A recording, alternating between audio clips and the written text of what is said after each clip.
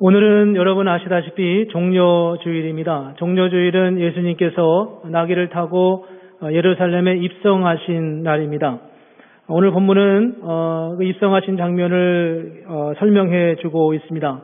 예수님께서 멀리 갈릴리와 사마리아 부근에 계시다가 약 8개월여간의 기간에 걸쳐서 가르침과 함께 예루살렘으로 올라가셔서 감람산 벳바게와 베다니라고 하는 지역에 익숙한 지역에 오셨다가 거기서 어린 나귀를 취하여서 그 나귀를 타고 예루살렘에 올라가시는 장면입니다. 예루살렘에 올라가는데 그 모습을 보았던 많은 군중들이 그 앞에 종려나무 가지, 넓적한 종려나무 가지를 깔고 마치 왕의 입성을 환호하고 축하하듯이 그렇게 그 가지를 펴면서 주님의 예루살렘 입성을 환영하는 장면이 나와 있습니다. 그리고 오늘 본문 9절에 보면 이렇게 그들이 외칩니다. 호산나 찬송하리로다. 주의 이름으로 오시는 이여 찬송하리로다. 오는 우리 조상 다윗의 나라여 가장 높은 곳에서 호산나 하더라. 호산나는 우리를 구원하소서라고 하는 그들의 언어입니다. 우리를 구원하소서 시편에서 말씀하고 있는 그들의 익숙한 구절을 인용하면서 호산나 다윗의 자손이여 우리를 구원하소서라고 외치며 주님의 오심을 환영하는 그런 장면이 오늘 본문의 종려주일의 내용입니다. 여러분들은 어떻게 생각하시는지 모르지만 이 종려주일은 사실 저는 개인적으로 굉장히 혼란을 가진 조금 질문이 늘 있었던 그런 부분이기도 합니다. 호산나 다윗의 자손이여라고 하면서 예루살렘의 입성을 환영하는 이들의 이 종려주일의 행렬은 잘못 우리의 마음에 궁금증을 갖게 하는데 그것은 왜 그러냐 하면 예수님은 그 이전에 이미 고난의 길을 향하여 가고 있었고 그리고 이 종려주일이 마치자마자 다시 예수님은 이제 고난의 자리로 불과 나흘 후면 유대인들에 의해서 체포돼서 밤새도록 신문을 당하고 이튿날 아침에 십자가에 달리는 그런 어마어마한 그 죽음의 자리로 이르게 됩니다. 불과 나흘 후에 있을 일을 예측하지 못하고 예감하지 못하고 이런 환호성을 울렸을까? 우리는 이것을 보면서 군중들이 그렇게 쉽게 마음을 바꾸는 그들의 아주 얄팍한 마음도 참 아쉬워하고 여러 모양으로 오늘 본문은 우리에게 질문을 갖게 하는 굉장히 이중적 의미가 이 안에 담겨져 있습니다. 그래서 저는 이 본문을 보면서 여러 가지 여러 번 질문도 어렸을 때 해보고 싶었고 이 종려주일이 되면 우리는 기뻐해야 되는지 아니면 슬퍼해야 되는지를 잘 모르겠어요. 우리가 사순절이 있잖아요. 사순절은 주일을 빼고 일요일을 빼고 남은 40일 동안 올해 같으면 3월 1일이 사순절이 시작입니다. 제2수요일이라고 해서 그때부터 시작해서 이번 오는 토요일 15일까지가 주일을 빼면은 그날이 40일이 되는데 이 40일을 사순절이라고 하고 우리는 예수님의 고난을 생각하고 묵상하며 보내는 그런 시간입니다. 근데 그렇게 예수님의 고난을 생각하고 우리를 위해서 피 흘리시고 고난당하신 그 사순절 기간을 보내다가 종려주일이 되면 사람들이 종려나무 가지를 흔들면서 호산나 다윗의 자손이여 다윗의 왕으로 이 땅에 오시는 구원자 예수 그리스도시여 이렇게 외치며 그들이 부르짖고 있고 그리고 또 곧바로 그들이 배신을 하고 주님을 십자가에 못 박는 일에 결정적인 역할을 감당하고 빌라도가 그들을 신문할 때 저를 십자가에 못 박으라고 외쳤던 주역이 바로 이 군중들이었거든요. 그렇게 생각할 때 이 종려주일의 의미는 뭔가? 종려주일에 우리가 기뻐해야 되는가? 아니면 곧 다가올 위기와 어려움과 곤혹스러운 상황을 놓으면서 우리가 여전히 슬퍼하고 안타까워해야 하는가? 이런 생각이 들었어요. 종려주일이 저에게는 굉장히 딜레마였습니다. 제가 지금 오늘 성찬식일에서 이렇게 후두를 했는데 빨간색을 했잖아요. 오늘은 무슨 색깔을 해야 되나? 제가 전에도 했지만 기억을 하면 다시 돌아봤는데 빨간색을 했어요. 빨간색은 예수님의 고난을 상징하는 십자가의 의미거든요. 오늘은 고난의 의미다 이렇게 생각을 하는 거죠. 절기상으로. 근데 다시 이 말씀을 보면서 우리는 이 사순절과 종려주일 그리고 고난주일로 이어오는 이 과정에 이 종려주일 딱 하루 끼어서 요즘에 딱 하루 예루살렘으로 향하여서 승리의 나팔을 불며 그렇게 왕처럼 진군해 가는 그 예수님의 모습을 우리가 어떻게 이해해야 하는가 하는 것이었습니다. 뭔가 연속성이 없어 보이는 이 상황을 우리가 어떻게 보내야 하겠습니까? 여러분, 오늘은 우리가 환호성을 지르며 하나님을 찬양해야 하는 날입니까? 승리를 외쳐야 되는 날입니까? 아니면 주님의 고난을 묵상하며 하나님 앞에 침묵하며 그런 시간을 보내야 하는 것입니까? 오늘 우리는 이 본문을 보면서 예수님께서, 우리는 사순절을 지키지만 예수님께서는 사실 그 갈릴리와 사마리아 근처에서 출발하셨어요. 누가복음 17장에 보면은 거기서 예루살렘을 향하여 이렇게 나아가다, 그런 장면이 나오거든요. 그렇게 해서 이제 누가복음 19장 하반부에 가면은 예수님이 예루살렘에 도착하는 장면이 나와요. 그 기간을 학자들은 보통 한 8개월 정도 걸렸을 거라고 얘기해요.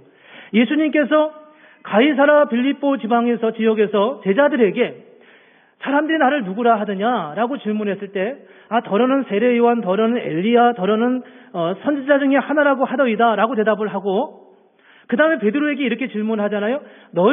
제자들에게 너희는 나를 누구라 하냐라고 말하니까 베드로가 그때 주는 그리스도시요 살아계신 하나님의 아들입니다라고 하는 고백을 가이사라 빌립보에서 해요. 예수님께서 그 질문, 그 답을 얻으시고 난 다음에 이제 됐다 하시고 예루살렘을 향하여 이제 가기 시작하는 거예요. 그 기간이 약 8개월 정도 걸렸다는 겁니다. 그러면서 예수님께서 그 예루살렘을 향하여 가시면서 계속 틈틈이 기회가 될 때마다 제자들에게 했던 말씀이 뭐였냐 하면, 내가 이제 곧 십자가에 죽을 것이고 죽은 후에 3일 만에 다시 살아날 거다라고 하는 말씀을 계속해서 하고 있어요. 당신의 죽음을 준비하는 거죠. 그러는 것이, 그것이 바로 십자가를 향하여 오셨던 주님의 말씀이었습니다. 이 종려주일이 뭐냐는 겁니다. 종려주일이. 종려주일을 보면서 우리 종려주일에 들어있는 이중적 의미를 발견하게 되는데, 그 하나는 주님의 고난의 발자취이고 다른 하나는 예수님이 이 땅의 왕으로서 승리의 발걸음을 향하여 나아가는, 예루살렘 왕궁을 향하여 진군해 가는 예수님의 모습이 겹쳐 보인다는 겁니다. 그럼 우리가 이해하기 어렵지만 예수님은 지금 왕으로서 가면서 왕의 행렬에 참여하면서 사실은 고난 속에서 그 길을 가고 있다는 거예요. 우리의 생각으로는 이 두 가지가 겹쳐 보일 수가 없어요. 함께 하나가 될 수가 없어요. 그런데 예수님께서는 이 두 가지가 하나가 되고 있다는 겁니다. 그 모습을 오늘 본문이 우리에게 보여주고 있어요. 첫 번째 본문이 우리에게 보여주는 사실은 뭐냐 하면, 어린 나귀를 타시는 예수님의 모습입니다. 그분의 왕되심은 무엇을 의미할까? 여러분, 그분이 왕이시고 세상을 다스리시고 세상을 통치하시고 세상을 창조하셨다고 하는데, 그분이 지금 오늘 우리의 삶을 다스리고 함께 하시는 그분의 능력은 과연 어떻게 이루어지는 것인가? 오늘 나귀의 모습에서 보여주고 있어요. 한 어린 나귀를 타셨는데, 그 나귀는 어떤 나귀냐 하면, 오늘 설교의 제목처럼 아무도 타보지 않은 나귀 새끼다라고 말하고 있습니다. 아무도 타보지 않은 나귀 새끼. 이런 나귀는 어떤 나귀일 것 같아요? 물론 성경적으로 보면 한 번도 떼묻지 않은 그런 나귀라고 하는 정결의 의미가 있지만, 아무도 한 번도 타보지 않은 나귀는 사람을 잘 태울 수가 없습니다. 사람을 잘 태울 수가 없어요.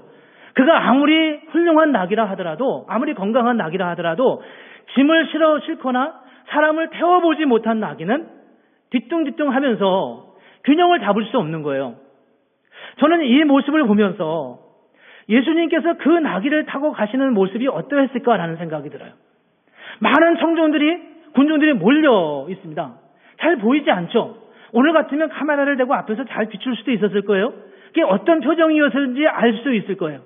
근데 그런 상황이 어쨌든 간 예수님의 그 나귀를 타고 가는 그 모습은 굉장히 어설프고 불편한 모습에 틀림이 없었을 것입니다. 굉장히 초라한 모습이었을 거예요. 말을 타신 것도 아니고요. 잘 길들여진 나귀를 탄 것도 아니고요. 왕처럼 좀 품위 있게 그 길을 걸어가는 것도 아니고요. 왠지 뭔가 어설프고 부족한, 그래서 잘 훈련되지 않은 그 나귀를 타시는 예수님의 모습에서 우리는 주님께서 말씀하신 당신을 왕이라고 친히 말씀하시고, 많은 사람들이 호산나 다윗의 자손이요, 당신은 하늘로부터 온 하나님이 보내신 왕이라고 말하는 이 외침을 들으시면서 그걸 긍정적으로 받아들이시는 주님의 마음은 무엇이었을까라고 하는 거죠. 주님은 분명히 이 나귀를 타시는 장면 속에서 의도적으로 아무도 타보지 않은 나귀를 택하시고 그 나귀를 타고 가시는 예수님의 모습을 볼 수 있습니다. 좀 보란 듯이 그렇게 입성했으면 좋았을 텐데 그렇게 하지 않고 불편함을 사용하셔서 불편한 삶의 자리에 나아가셔서 어설프게 그 길을 걸어가시는 예수님의 모습을 우리는 볼 수 있습니다. 여러분, 이 종려주일의 행렬이 왕의 행렬입니까? 아니면 단순한 퍼포먼스입니까? 사람들에게 보여주기 위한 것입니까? 아니면 정말 왕의 행렬을 가지고 그렇게 가는 것입니까? 저는 전에 이것을 퍼포먼스라고 생각했어요. 근데 그냥 그게 퍼포먼스라면 주님이 그렇게 하지 않으셨겠어요? 좀 보란 듯이 좋은 멋진 말을 타거나 잘 훈련된 나귀를 타고 가야 되지 않았겠습니까? 근데 예수님은 사람들이 다 보는 앞에서 그렇게 잘 중심을 잡지 못하는 그런 나귀를 타고 아마도 어설프게 완벽하지 않은 그런 나귀의 모습을 타고 가시는 예수님의 모습을 볼 수 있습니다. 우리는 예수를 믿으면서 무슨 생각을 하냐면요. 이렇게 하면 내가 예수를 믿고 좀 더 성숙한 완벽한 사람이 되고 싶어 합니다. 예수를 믿고 능력을 갖기를 원하는 거예요. 예수를 믿고 어떤 열정을 갖기 원합니다. 예수를 믿고 좀 더 탁월해지기를 원하는 마음이 우리에게 있습니다. 물론 우리가 예수를 믿을 때 주님은 우리를 탁월하게 하시기도 하고 더 능력 있게 하기도 하죠. 그런데 오늘 본문을 보면 우리는 예수님께서 우리를 탁월하게 하기 이전에 부족함에도 불구하고 우리를 있는 그대로 사용하시기를 원하시는 주님의 마음을 볼 수 있다는 겁니다. 부족하지만 여전히 연약하지만 여전히 아직 숙련되지 않은 그런 나귀이지만 그 나귀를 타고 가시는 주님의 모습, 그 나귀와 함께 당신의 왕되심을 보여주시고 드러내시고 그 일을 행하시는 주님의 마음이라는 겁니다. 제가 목사로서 교회에서 사역을 하면서 제일 무서워하는 사람이 어떤 사람인지 아세요? 제일 무서워하는 사람. 제가 가끔 이제 연말이 되면 이제 집사를 하실 만한 분들에게 내년엔 집사를 섬겨주셨으면 좋겠습니다. 이렇게 질문을 부탁을 드리면 그분들이 대개는 이렇게 대답을 하죠. 제가 올해는 집사를 잘 못하겠습니다. 제가 아직 부족했어요. 아직 아는 것도 없고요. 다음에 했으면 좋겠습니다. 이렇게 말합니다. 저는 그런 분들을 제일 무서워해요. 왜 무서워하는지 아세요? 그런 분들이 열심히 예수를 믿거든요. 열심히 성경을 공부하고. 나중에 그분이 지금 말하는 대로 저는 아직 부족했어요. 저는 아직 아는 것이 없고요. 다음에 1년이 지나면 좀 잘할 것 같아요. 저는 그분이 잘하게 될 때가 두려워요. 잘하게 되면 어떻게 될 것 같아요? 내가 준비가 됐다고 생각하면 어떻게 될 것 같아요? 나는 이제 교회에 대해서 뭔가 압니다. 이렇게 말하는 순간 그의 목소리에 힘이 들어가고요. 그가 뭔가 어레인지를 하려고 하고요. 뭔가 교통정리를 하려고 하기 시작하면 가장 감당하기 어려운 분들이 바로 내가 준비돼야 한다고 하는 것입니다. 내가 준비돼야 된다. 하나님은 우리가 준비돼서 하는 게 아니라 물론 우리는 여전히 훈련을 받아야 돼요. 그러나 우리가 무엇을 해서 되는 게 아니라 우리가 부족함에도 불구하고 그 부족한 우리를 통해서 하나님께서 당신의 일을 이루어 가시는 것이 바로 하나님의 역사입니다. 하나님은 우리가 갖추어지기를 원하는 것보다는 물론 궁극적으로 우리는 탁월해져야 돼요. 궁극적으로 우리는 잘해야 됩니다. 그러나 우리가 잘해야 그 일을 하는 게 아니라 탁월함보다 더 중요한 하나님이 더 우리에게 쓰기를 원하시는 모습은 바로 순종이라는 것입니다. 순종. 오늘 본문에 이렇게 말씀하지 않습니까? 예수님께서 두 제자를 저쪽 건너편 마을에 보냈습니다. 그래서 그 사람들에게 이렇게 나귀를 가져오라고 말해요. 누가 뭐라고 하거든 주가 쓰시겠다 하라 라고 대답하면 그 사람이 그를 보내줄 거라고 이야기합니다. 여기에 네 종류의 순종이 나와 있습니다. 첫째는 두 제자의 순종이고요. 두 번째는 나귀 주인의 순종이고요. 본문에 나오는 사람이 물론 나귀의 주인이라고 말할 수는 없을 수도 있는데 세 번째는 예수님의 순종이고요. 네 번째는 나귀의 순종입니다. 이 네 부류의 순종이 나오는데 한번 생각해 보시죠. 두 제자가 예수님께서 그 제자에게 이렇게 말합니다. 저 건너편 마을에 가서 나귀를 끌어 가져와라. 만약에 누가 뭐라고 하면 주께서 쓰시겠다 하라 라고 말하. 그러면 즉시 줄 것이다. 그 말을 듣고 이 두 제자가 남의 집에 가서 남의 주인이 있는 그 나귀를 풀어가지고 오는 것입니다. 그게 가능하겠어요? 한마디쯤 더 물어보지 않겠어요? 아, 주님, 이미 얘기가 되셨나요? 물어보지 않겠어요? 약속이 되신 건가요? 우리가 지금 사마리아 갈릴리에서 지금 막 와가지고 이 베다니에 막 이르게 됐는데 주님이 언제 그렇게 가서 약속을 할 시간도 없었을 것 같은데 그렇게 말씀하시는 이유는 뭐가 의도가 있으십니까? 이미 이야기가 됐습니까? 이렇게 질문해야 마땅한 거예요. 근데 그렇게 말하지 않고 그냥 두 제자가 그냥 주님의 말씀을 따라서 그냥 가는 거예요. 가서 거기서 그 말대로 하니까 주님 말씀하신 그대로 이루어져 가는 것을 볼 수 있습니다. 여기에 제자들의 순종이 나와 있습니다. 아무것도 질문하지 않고 어떤 반론도 제기하지 않고 주님께서 말씀하셨기 때문에 그 말씀에 순종해 가는 이 두 제자의 모습을 볼 수 있습니다. 성경에 나오는 많은 사건들은 바로 이런 순종을 통해서 일어나게 됐습니다. 요한복음 2장에 나오는 가나 혼인잔치에서 물이 포도주 되는 사건이 있지 않습니까? 종들을 시켜서 물을 갖다가 항아리에 부어라. 그 항아리는 보통 손과 발을 씻는 항아리입니다. 항아리에다 갖다 부어라. 갖다 다 부으니까 거기에 있는 물을 연회장에게 갖다 떠다 줘라. 떠다 주니까 거기서 물이 포도주가 되었습니다. 이 종들은 한마디도 묻지 않았습니다. 이런 순종은 그들이 모두가 다 자기의 생각을 뛰어넘는 순종을 요구하는 그런 행위들이었어요. 만약 탁월함을 추구하는 사람이라면 기본적으로 자기의 생각과 자기의 능력과 자기의 판단에 기초해서 무엇인가 순종을 할 거예요. 그런데 여기서 말하는 순종은 우리의 판단과 우리의 생각을 뛰어넘어 주께서 말씀하실 때 그 말씀에 대꾸를 달지 않고 순종하는 그 사건 속에서 하나님의 역사가 일어납니다.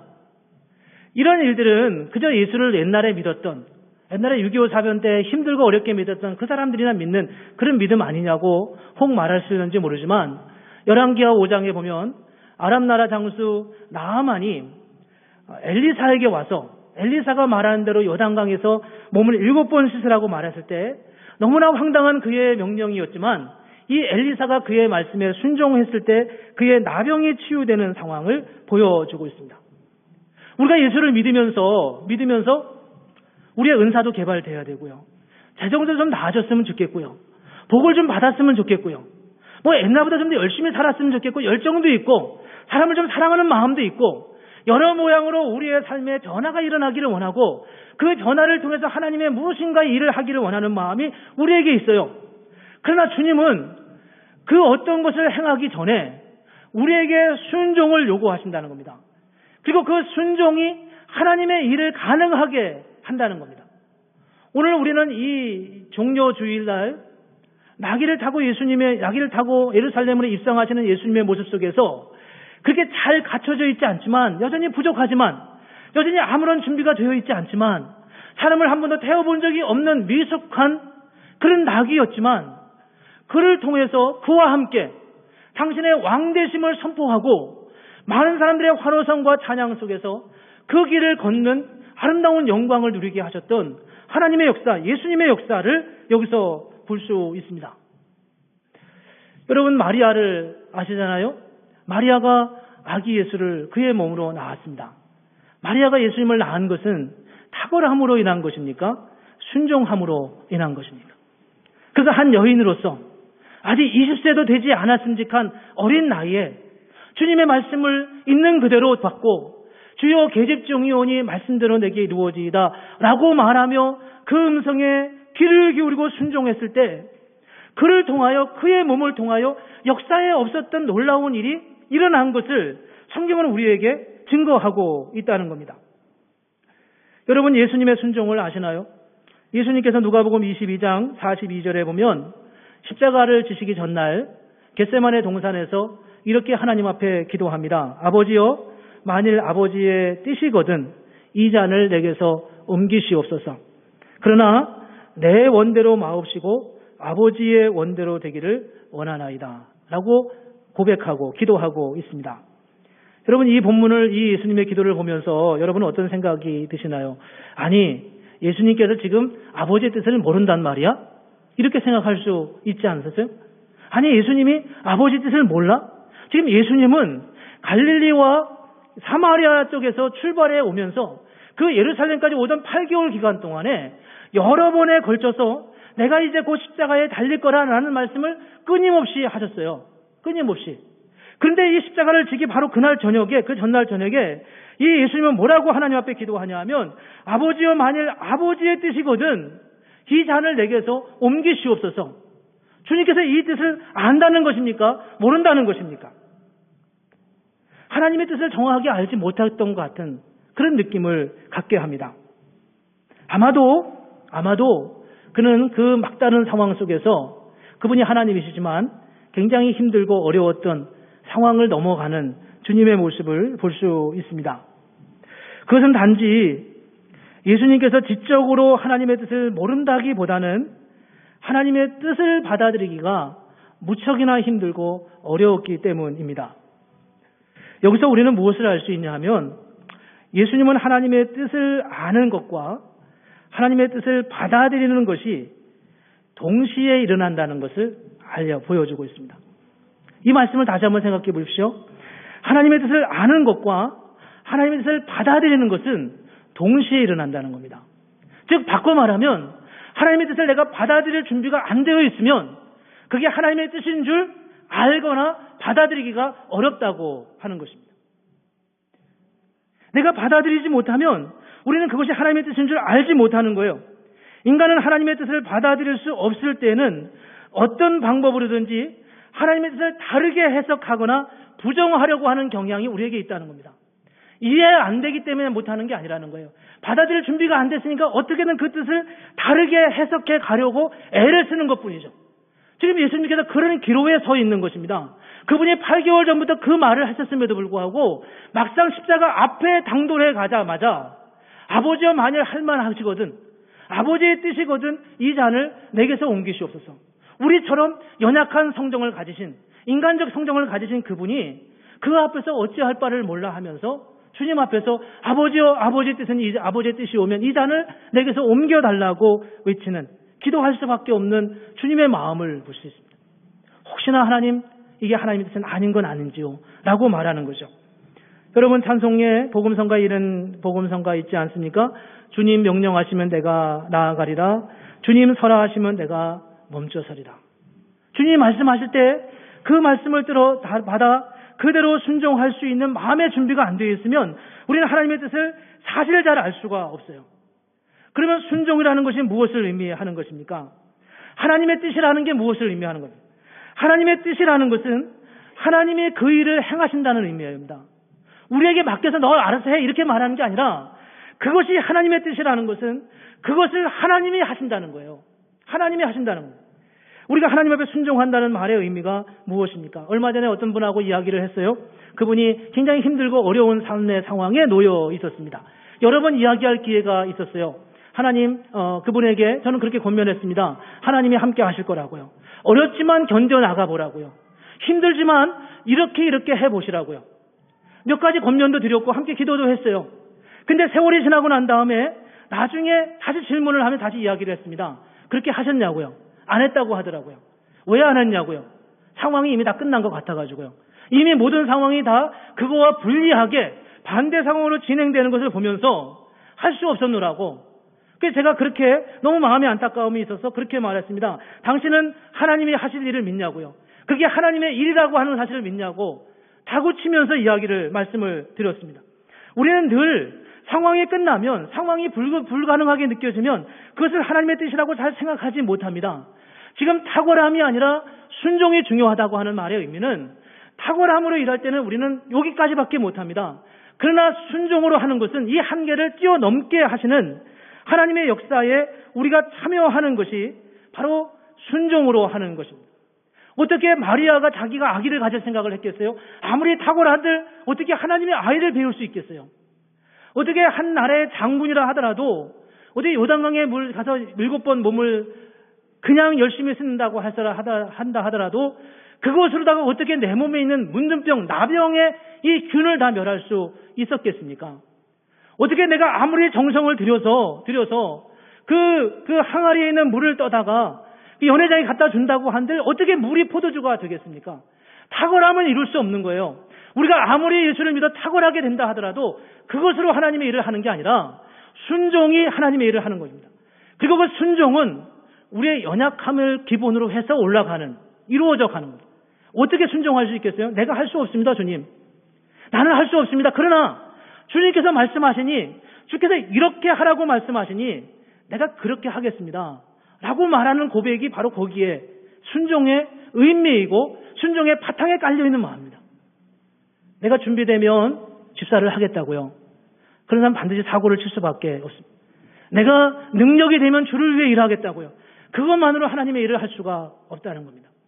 오늘 우리는 지나온 40주년, 40일 동안 사순절을 보내면서, 아니면 지나온 8개월 동안 사마리아와 갈릴리 그 사이에서 출발하시면서 주는 그리스도시여 살아계신 하나님의 아들입니다 라고 하는 고백을 베드로부터 받고 그 시점을 기점으로 해서 예루살렘을 향하여 이제 십자가를 지러 가시는 예수님의 그 발걸음 속에서 얼마나 힘들고 어려운, 넘어설 수 없는 한계점, 죽음이라고 하는 넘기 힘든 그 벽을 넘어가지만 주께서 말씀하시기에 그 말씀을 따라 내가 순종하며 가겠습니다 라고 하는 주님의 순종의 발걸음 위에 하나님께서 인류의 구원의 놀라운 역사를, 경륜을 이루어 가신 것을 보여주고 있습니다. 물론 우리가 예수를 믿으면서 탁월해져야 되죠. 좀 나아져야 하겠죠. 삶도 바뀌어야 되고 믿음도 더 깊어져야 하고 예배 시간도 좀 잘 지킬 수 있으면 좋겠고요. 여러모로 다른 사람을 섬기는 것도 좀 더 잘 훈련됐으면 좋겠고요. 그러나 그런 것으로 인하여 하나님의 역사가 이루어지는 게 아니라 우리의 순종을 통해서 하나님의 일이 일어난다는 겁니다. 여러분, 하나님께서 우리를 통해서 무슨 일을 하고 있는지 아시나요? 하나님께서 우리를 통해서 무슨 일을 하기를 원하시는지 아시나요? 하나님께서 우리를 통해 이루기를 원하시는 그 일을 이루기 위해서 우리의 능력으로 할 수 있는 그 일이 우리의 능력 할 수 있을 거라고 생각하십니까? 하나님은 우리가 할 수 없는, 우리의 기대로는 상상할 수 없는 그런 일들을 우리를 통해 이루기를 원하지만 우리의 순종이 없으면, 우리의 무릎 꿇음이 없으면 하나님은 우리를 통해서 그 일을 이루어갈 수 없다는 겁니다. 왜냐하면 그분이 우리에게 원하는 순종은 우리의 탁월함을 뛰어넘는 하나님의 역사이기 때문입니다. 오늘 우리는 어린 나귀의 어설픔을 봅니다. 그 역사적인 순간에 예수님을 태우기에는 너무나 자격이 부족한 그런 나귀가 예수님을 힘들지만 뒤뚱뒤뚱 하면서 예수님을 메고 지고 예루살렘을 향하여 갑니다. 정말 초라하고 자격 없고, 왜 하필이면 그렇게 능력 있게 그냥 말씀으로만으로도 나귀를 가져올 수 있는 그분이 왜 그런 나귀를 가져오냐 합니다. 그것은 바로 이 십자가의 역사, 십자가와 함께 가고 있는 주님의 왕으로서의 승리의 행렬이 과연 어떤 이중적 의미를 가지고 있고, 우리가 어떻게 그분 앞에 순종하며 갈 때 하나님께서 오늘 우리를 통해서도 당신의 역사를, 당신의 십자가의 역사, 십자가를 넘어서는 부활의 역사에 이르게 되는지를 우리에게 보여주는 가장 좋은 그림과 같은 그런 상황을 우리에게 보여주고 있습니다. 영화로 이것을 보지 않았지만 우리는 이 말씀만 봐도 그림이 그려지지 않아요? 조금만 깊이 생각해 보면 그 나귀가 얼마나 부족하고 얼마나 초라했을까 상상이 가지 않습니까? 그래, 이 모습은 바로 내 모습이야. 나는 여전히 부족해. 나는 여전히 연약한 사람이야. 목사이긴 하지만 여전히 초라하고 여전히 부족하고 여전히 어설프고 여전히 부족함이 감출 수가 없는 거예요. 내가 하나님의 사람들이지만, 우리 여러분이 하나님의 사람이지만 여전히 내 안에는 극복해야 할 일이 너무 많아요. 아무리 노력을 해도 내가 가지고 있는 삶의 한계를 뛰어넘는 것은 너무나 힘들고 어렵습니다. 그러나 그때 그런 삶의 자리에서 하나님이 우리를 부르셨다는 거예요. 하나님이 우리를 부르셔서 오늘 이 예배 자리에 오게 하셨고, 오늘 종료주일을 통해서 이 역설적으로 잘 앞뒤가 안 맞는 것 같은 이 종료주일의 사건 속에서 하나님께서 오늘 우리에게 무엇을 말씀하시는지, 어떻게 내가 너희와 함께 하기를 원하시는지에 대해서 그림처럼, 영화의 한 장면처럼 잊혀질 수 없는 그런 나귀의 모습처럼 우리에게 보여주셔서 많은 사람들이 환호하며 이제 곧 4일 후에 십자가의 죽음의 자리에 이르게 되지만 다시 이틀 3일 후에 부활의 역사를 맛보게 하시는 하나님의 그 위대한 역사에 참여하는, 그 사건에 함께 참여하는 정말 놀라운 감격을 누리는 어린 나귀의 운명을, 존재를 우리가 오늘 볼 수 있습니다. 저는 이 말씀을 보면서 모쪼록 저와 우리 성도님들 모두가 이 놀라운 주님의 은혜를 맛볼 수 있기를 원합니다. 그 은혜는 우리의 탁월함이 아니라 그분의 말씀에 순종함을 통해서 일어난다는 겁니다. 우리가 어떤 자리에 있든지 간에요. 내가 아직 20살도 안 된 마리아의 존재 같다 하더라도, 내가 비록 아직 아무것도 하지 못하는 그런 존재이지만, 내가 문둥병이 나병이 걸려서 치유 불가능한 삶의 자리에 있다 하더라도 주의 말씀에 순종하는 순간 주께서 주님이 우리의 손을 붙잡고 넘기 힘든 그 벽을 뛰어넘어 하나님의 놀라운 역사를 드러내고 정말 하나님이 우리가 살고 있는 이 삶의 자리에, 내 삶의 자리에 존재하고 함께 하신다는 사실을 경험한다는 것이 얼마나 위대한 하나님의 역사이겠습니까? 오늘 함께 예배하면서 저와 여러분 가운데 하나님의 은혜를 맛보고 하나님의 능력이, 하나님의 은총이, 하나님의 계획이 우리 가운데 임하여서 정말 하나님의 은혜를 맛보는 그런 하나님의 사람으로 세워져가는 은혜가 있기를 주님의 이름으로 축복합니다. 함께 기도하겠습니다.